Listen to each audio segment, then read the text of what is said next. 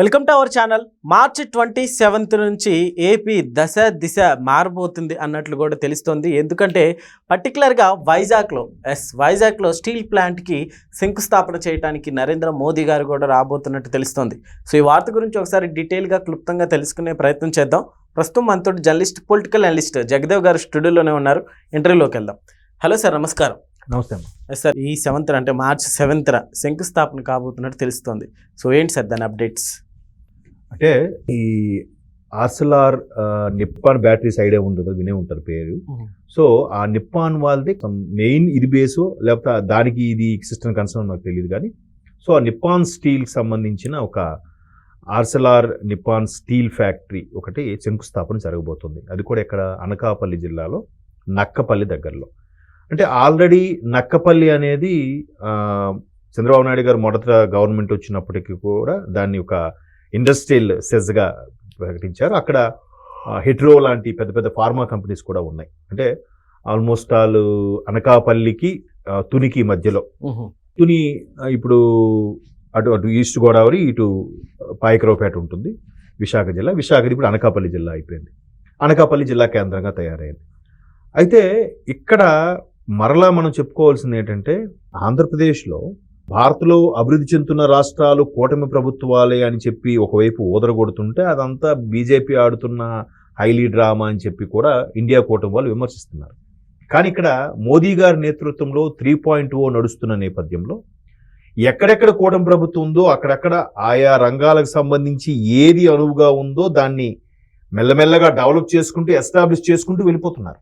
మీరు ఒకసారి గమనిస్తే మహారాష్ట్ర కానీ, ఆంధ్రప్రదేశ్లో కానీ, అటు ఉత్తరప్రదేశ్లో కానీ, బీహార్లో కానీ ఈ కూటమి ప్రభుత్వం ఎక్కడెక్కడ ఉందో అక్కడ మెల్లగా ఏదో ఒక దానికి సంబంధించి వాళ్ళు అలాగా డెవలపింగ్ సంబంధించిన వనరులు అలాగే వస్తున్నాయి. వాళ్ళు ఆ విధంగా ట్రై చేస్తూ తెచ్చుకుంటున్నారు ప్రాజెక్టులు కూడా. ఇప్పుడు ఆంధ్రప్రదేశ్ ఏదైతే చంద్రబాబు నాయుడు గారు కూటమిలో ఉన్నారో, సో టీడీపీతో పాటు జనసేన కూడా కలిసి ఉందో, బీజేపీ కూడా కలిసిందో, ప్రతిదీ కూడా స్పెషల్ స్టేటస్ ఒక్కటే ప్రకటించలేదు అంతే. స్పెషల్ ప్యాకేజ్ రూపంలో ప్రతిదీ ఇస్తున్నారు, సిఐడిఏకి అమౌంట్ ఇస్తున్నారు. అలాగే ఏది కావాలన్నా కూడా అది త్వరితగతిన పనులు అవుతున్నాయి. చూసారా కూటమిలో ఉండడం ఎంత బెనిఫిట్? ఒకటి, జగన్మోహన్ రెడ్డి గారు లాంటి వైకాపా పార్టీకి పూర్తి స్థాయిలో చెక్ పెట్టడం జరిగింది. రెండోది, బలమైన పార్టీగా బలమైన ప్రభుత్వంగా అవతరించింది. మూడోది, ఈ కూటమిలో ఉండే ఈ సపోర్టు వల్ల కేంద్రంలో కూడా రేపొద్దున భాజపా ప్రభుత్వం లేదా ఎన్డీఏ భాగస్వామ్య పక్షాలతో కూడిన ప్రభుత్వం ఏవైనా మంచి నిర్ణయాలు తీసుకోవడానికి కూడా ఉపయోగపడుతుంది.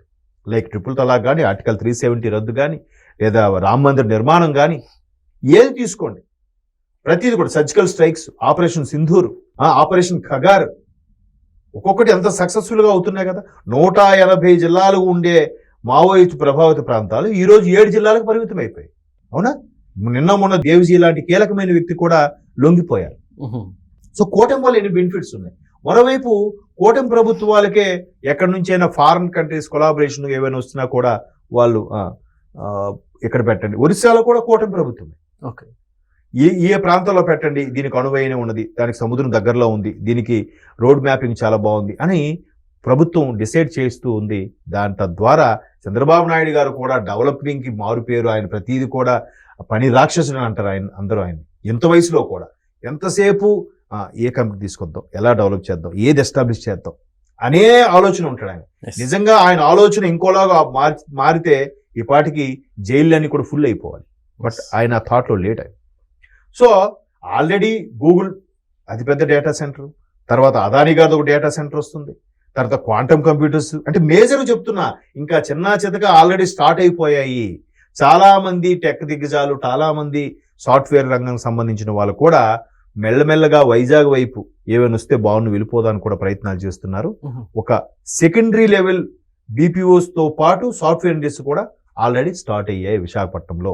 ఆల్రెడీ సత్వా, రహేజా లాంటి పెద్ద పెద్ద కంపెనీలు కూడా బిల్డింగ్స్ కట్టేసి ready to occupy, plug and play విధానం ద్వారా అపార్ట్మెంట్స్ కట్టేసి ఆఫీసుల కింద ఇచ్చేస్తున్నారు వాళ్ళు, రెడీ టు ఆక్యుపై లాగా.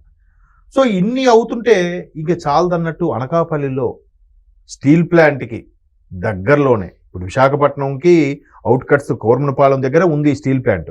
అది దాటిన తర్వాత మరికొంచెం దూరం వెళ్ళి ఎలమంచిలి ఇవన్నీ దాటాకే అనకాపల్లి దాటాకే ఎలమంచిలి ఇవన్నీ వస్తాయి. ఆ ఎలమంచిలి దగ్గరలోనే ఈ తునికి ముందే నక్కపల్లి అనే సెజ్ ఉంది. అక్కడ ఆల్రెడీ ఫార్మా ఇండస్ట్రీస్ ఉన్నాయి. ఆ ఫార్మా ఇండస్ట్రీస్ దగ్గరే ఇప్పుడు ఈ నిపాన్ స్టీల్ ఇండస్ట్రీస్ కూడా వస్తుంది. దాని వల్ల వస్తే సుమారుగా 1.36 లక్షల కోట్ల పెట్టుబడి అంట. స్టీల్ ఫ్యాక్టరీ అంటే చిన్న విషయం అండి. ఇది ఎప్పుడో నాకు తెలిసి ఉత్తరాంధ్ర అటు బోర్డర్లో శ్రీకాకుళం జిల్లా బోర్డర్ అటు ఒరిస్సా బోర్డర్లో రావాల్సింది అనుకున్నారు అప్పట్లో, పివి నరసింహ గారి టైంలో, నా చిన్నతనంలో. అది ఎందుకో అవ్వలేదు. అక్కడ కూడా గోపాలపట్నం ఏదో అంటారు ఆ ఏరియాని. అక్కడ స్టీల్ ఫ్యాక్టరీ రావాల్సి వస్తే ఇంకోలా ఉండేదేమో, అది ఎందుకో సఫలీకృతం అవ్వలేదు. బట్ ఇప్పుడు ఇక్కడ అనకాపల్లి జిల్లాలో నక్కపల్లి దగ్గరలో ఈ స్టీల్ ఫ్యాక్టరీ రావడం, మోదీ గారు దానికి రేపు మార్చిలో వచ్చి శంకుస్థాపన చేయడం, ఇవన్నీ రాళ్ళకే పరిమితం కాదు. వీటిలో 20% సఫలీకృతమైన దాని పని జరుగుతున్నా పనికి సంబంధించి ప్రత్యక్షంగా పరోక్షంగా కొన్ని వందల మంది బతుకుతారు.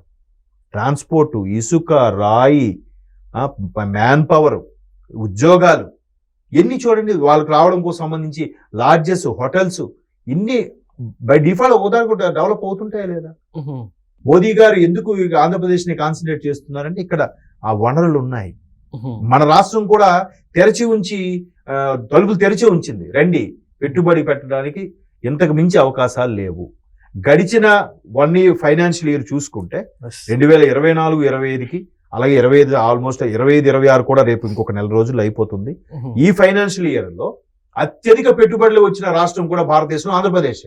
ఓకే, మిగతావన్నీ ఈ దావోసు సభలు అక్కడికి వెళ్ళారు, ఇక్కడికి వెళ్ళారు, ఎంఓఎల్ చేసుకున్నారు, నిజంగా సఫలీకృతం అయ్యే లేదు. కానీ ఇక్కడ ఆల్మోస్ట్ 60 to 70% సఫలీకృతం అయిపోయాయి.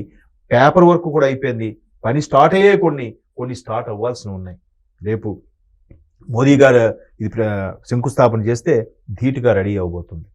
ఇంకోటి, ఇది ధీటుగా రెడీ అవుతుంది కాబట్టి వైజాగ్ స్టీల్ మూసేస్తారు, వైజాగ్ స్టీల్ మళ్ళీ ఇబ్బంది అని అనుకోవడం లేదు. ఆల్రెడీ వైజాగ్ స్టీల్ కి ఎప్పుడైతే కూటమి ప్రభుత్వం వచ్చిందో 15,000 కోట్లు శాంక్షన్ చేశారు. ఉద్యోగులు జీతభత్యాలన్నీ ఇప్పించారు. వాళ్ళు కూడా స్ట్రైక్ విరమించారు. మరలా ప్రొడక్షన్ అక్కడ కూడా స్టార్ట్ అవుతుంది. సో అంటే నేను అనేది ఏదో ఓదరగొట్టి చేసేయడమే కాదు, అక్కడ స్థానికంగా ఉండే వాళ్ళు కూడా అడిగితే అబ్బా ఇప్పుడు బాగానే అవుతుందిరా, నడుస్తుంది, అందరూ హ్యాపీగా ఏదో పనులు చేసుకుంటున్నాం, రెవెన్యూ జనరేట్ అవుతుంది, టర్న్ ఓవర్ అవుతుంది, బాగుందిరా అని మాట్లాడుకుంటున్నారు. చూసారు, అలా మాట్లాడుకుంటున్నారు అంటే స్థానికంగా ప్రజలు, మీకు కావాలంటే సర్వే చేసుకోండి, ఒకసారి వెళ్ళి మాట్లాడండి.